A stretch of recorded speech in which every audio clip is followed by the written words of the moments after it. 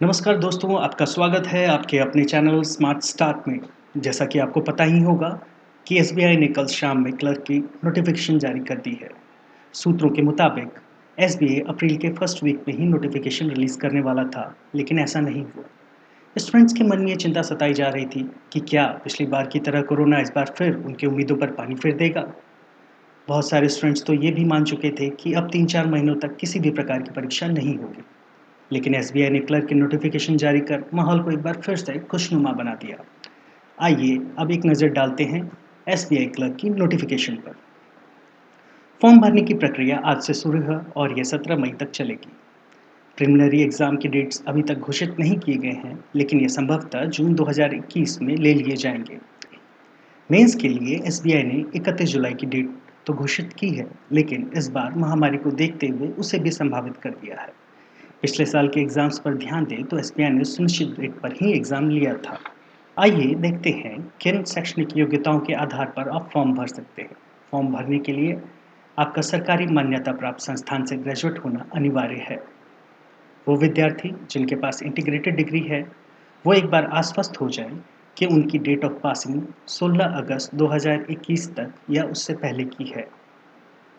वो स्टूडेंट्स भी अप्लाई कर सकते हैं जो अभी फाइनल ईयर या आखिरी सेमेस्टर में हैं, लेकिन उन्हें परीक्षा पास करने के बाद ये प्रूफ देना होगा कि वे 16 अगस्त या उससे पहले परीक्षा पास कर चुके हैं।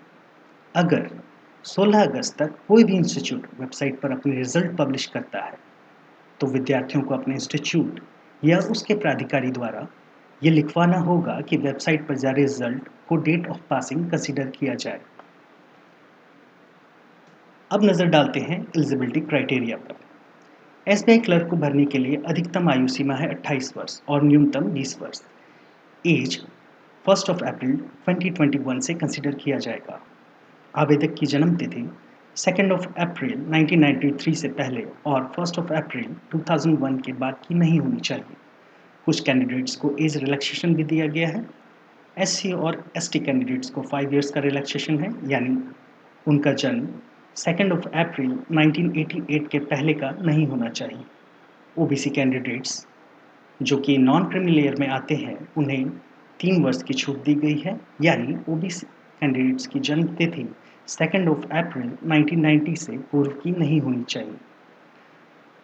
पर्सन विद डिसेबिलिटी जनरल और ईडब्ल्यूएस को 10 वर्षों की छूट, एससी एसटी को 15 और ओबीसी को 13 वर्षों की छूट दी गई है। इसके अलावा एक्स सर्विसमैन को सर्विस के बाद 3 वर्ष और डिसेबल्ड एक्स सर्विसमैन को 8 वर्ष की छूट दी गई है। विडोज, डाइवोर्स्ड वुमेन जिनकी फिर से शादी नहीं हुई है, उन्हें 7 साल, ओबीसी को 10 और एससी एसटी कैंडिडेट्स को 12 साल की छूट दी गई है। आइए सिलेक्शन प्रक्रिया देखते हैं। सिलेक्शन प्रक्रिया में 2 ऑनलाइन टेस्ट लिए जाएंगे, क्रमशः प्री और मेंस। प्रिलिमिनरी परीक्षा में 100 ऑब्जेक्टिव क्वेश्चंस 100 मार्क्स के होंगे और इसका ड्यूरेशन 1 आवर का होगा।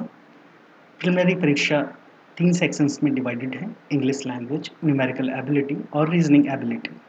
इंग्लिश लैंग्वेज में 30 प्रश्न 30 मार्क्स के होंगे और इसके लिए 20 मिनट का समय दिया जाएगा, जबकि न्यूमेरिकल एबिलिटी और रीजनिंग एबिलिटी में 35 प्रश्न 35 मार्क्स के होंगे और इसके लिए भी 20-20 मिनट का समय दिया जाएगा।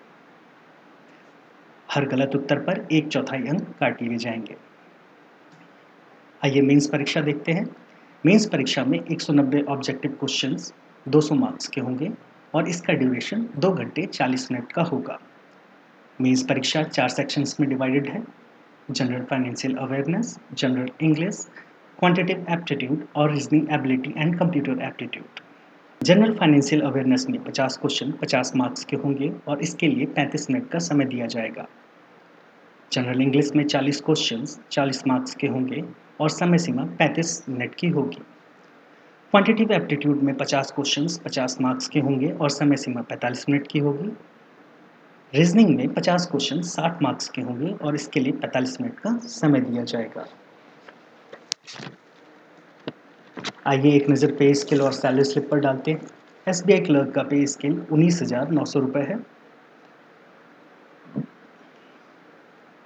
सैलरी स्लिप के आधार पर ग्रॉस सैलरी 40,000 के लगभग होगी और इन हैंड सैलरी 37,000 रुपये के लगभग। अब हम एक नज़र डालते हैं स्टेट वाइज वैकेंसी पर और जानते हैं कि कहाँ पर कितने सीट जो है वो उपलब्ध करवाए गए हैं। इसे क्रमबद्ध तरीके से घटते हुए क्रम में दिखाया गया है। यहाँ पर आप देख रहे हैं सबसे ज़्यादा सीटें गुजरात में हैं जो कि 902 हैं, महाराष्ट्र में 640, तमिलनाडु में 473, कर्नाटका में 400, उत्तर प्रदेश में 350, पंजाब में 295, तेलंगाना में 275, वेस्ट बंगाल में 273, हिमाचल प्रदेश में 180, राजस्थान में 175, असम में 149, Chhattisgarh 120, Haryana 110, Kerala 97, Delhi 80, Madhya Pradesh 78, Orissa 75, Uttarakhand 70, Kashmir valley 40, Mizoram 20, Tripura 19, Manipur 18, Arunachal Pradesh, Andaman Nicobar island and Chandigarh, इन तीनों में 15 सीट्स हैं।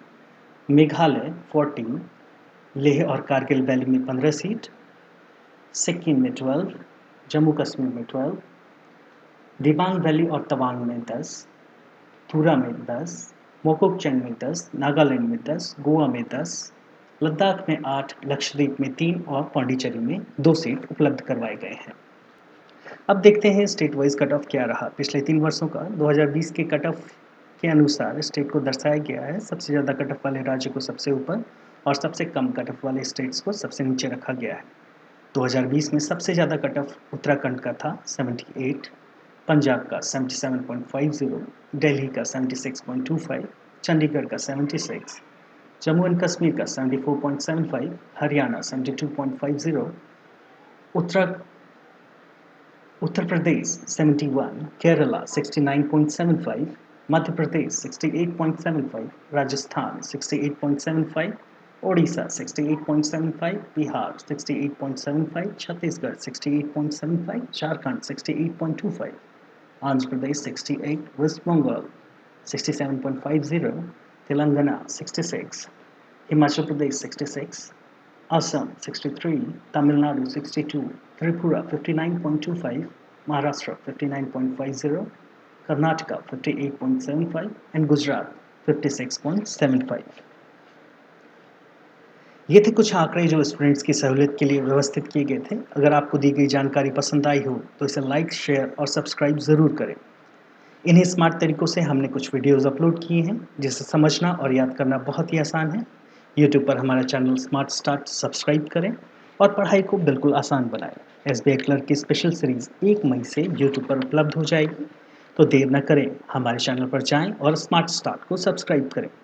टेलीग्राम पर जुड़ने के लिए स्मार्ट स्टार्ट 2021 सर्च करें और फॉलो करें। आपका दिन शुभ हो। धन्यवाद।